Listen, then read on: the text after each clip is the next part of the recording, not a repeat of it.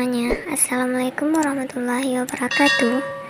Perkenalkan, nama saya Lena Miska, NPM saya 200101003. Saya berasal dari Prodi Agroteknologi Fakultas Pertanian dari Universitas Al-Muslim Birin Aceh. Saya ingin mempresentasikan hasil kerja saya yang berjudul Manajemen Penghijauan Tanaman di Muka Bumi berdasarkan ayat Al-Quran. Secara singkat, pengertian manajemen. Manajemen adalah suatu proses di mana seseorang dapat mengatur segala sesuatu yang dikerjakan individu atau kelompok. Dalam Islam, manajemen dapat dikonsepkan menjadi tiga, yaitu manajemen sebagai ilmu pengetahuan, 2. Manajemen sebagai suatu aktivitas manusia, 3. Manajemen sebagai suatu proses. Yang dikatakan manajemen sebagai ilmu, maksudnya manajemen dipandang sebagai salah satu ilmu umum yang tidak berkaitan dengan nilai dan peradaban manapun, sehingga hukum mempelajarinya adalah fardu kifayah. Yang kedua, manajemen sebagai aktivitas, maksudnya manajemen terikat dengan aturan syarak dan nilai-nilai Islam. 3. Manajemen sebagai suatu proses, maksudnya manajemen suatu proses sebuah organisasi mendapatkan tujuan yang ingin dicapai bersama orang lain yang berperan dalam pengawasan, pengarahan, dan pencapaian tujuan. Dengan judul makalah saya adalah Manajemen Penghijauan Tanaman, maka saya juga akan menjelaskan pengertian penghijauan tanaman. Penghijauan tanaman adalah penanaman kembali tanaman pada lahan tanaman yang sudah ditebang, sehingga lahan yang tetap terpapar langsung aliran air akan berkurang dan akan ada akar tanaman yang dapat menahan tanah dari aliran air. Penghijauan dalam Islam. Salah satu konsep pelestarian lingkungan dalam Islam adalah perhatian akan penghijauan dengan cara menanam dan bertani. Nabi Muhammad SAW menggolongkan orang-orang yang menanam pohon sebagai sedekah.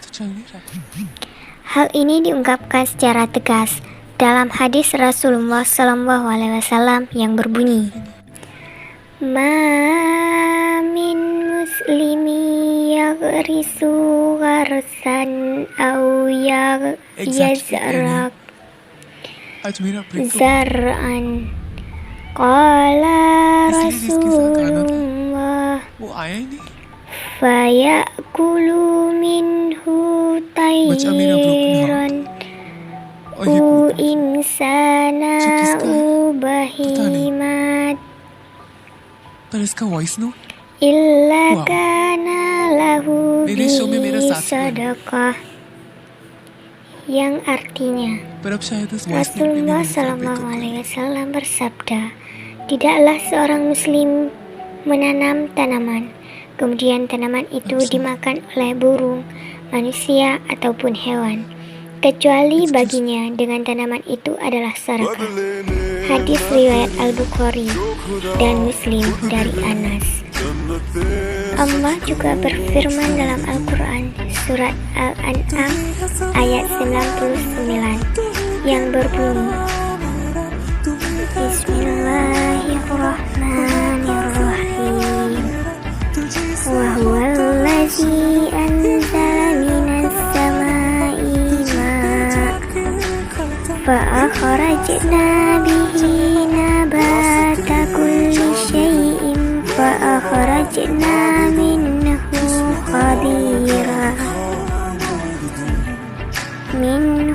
khadiran nukhriju minhu habban mutarakiba wa minan nakhli min tal'iha kinwanun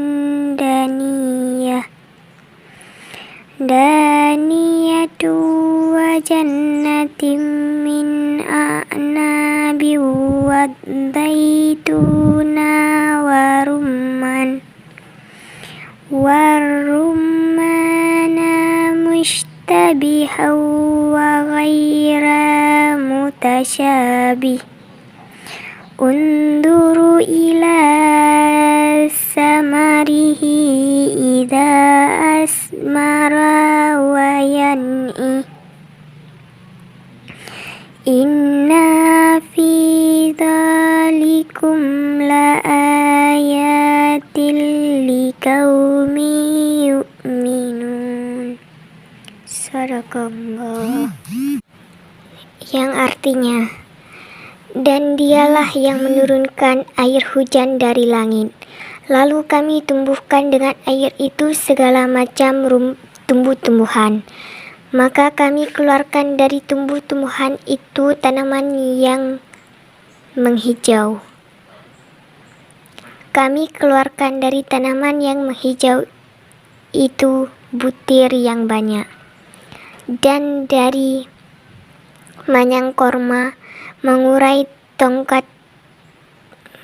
tangkai-tangkai yang menjulai, dan kebun-kebun anggur.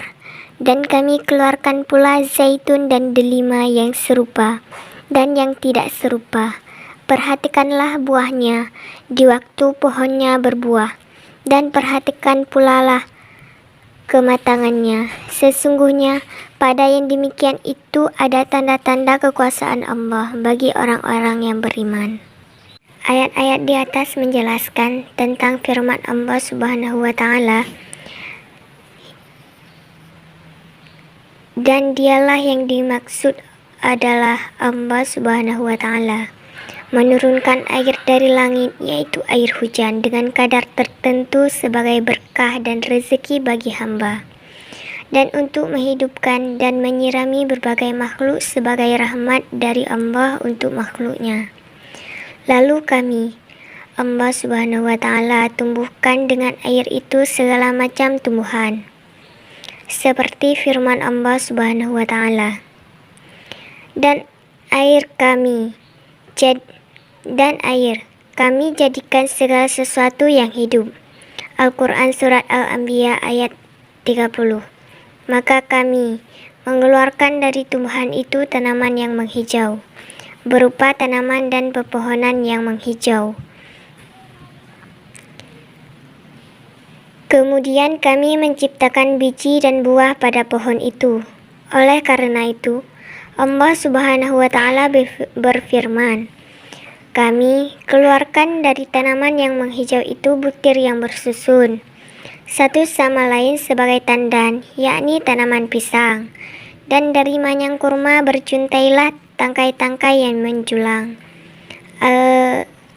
Al-Rifa. Dari upaya penghijauan, ada dua pertimbangan yang mendasar, yaitu pertimbangan manfaat, sebagaimana disebutkan dalam Al-Quran Surat Al-Abasa ayat 24 sampai dengan 32, yang artinya, maka hendaklah manusia itu memperhatikan makanannya.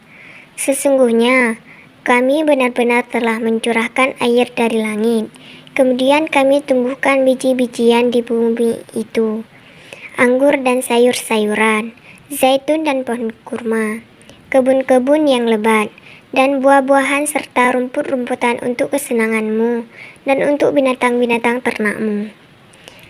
Yang kedua, pertimbangan keindahan, sebagaimana disebutkan dalam Al-Quran Surat Al-Naml ayat 60, yang artinya, atau siapakah yang telah menciptakan langit dan bumi dan menurunkan air untukmu dari langit, lalu kami tumbuhkan dengan air itu kebun-kebun yang berpemandangan indah, yang kamu sekali-kali tidak mampu menumbuhkan pohon-pohonnya. Apakah di samping ada Tuhan yang lain? Bahkan sebenarnya mereka adalah orang-orang yang menyimpang dari kebenaran. Tujuan penghijauan beserta manfaatnya: 1. Agar tanah menjadi stabil. 2. Menciptakan ekosistem baru. 3. Mencegah terjadinya banjir. 4. Mencegah terjadinya erosi.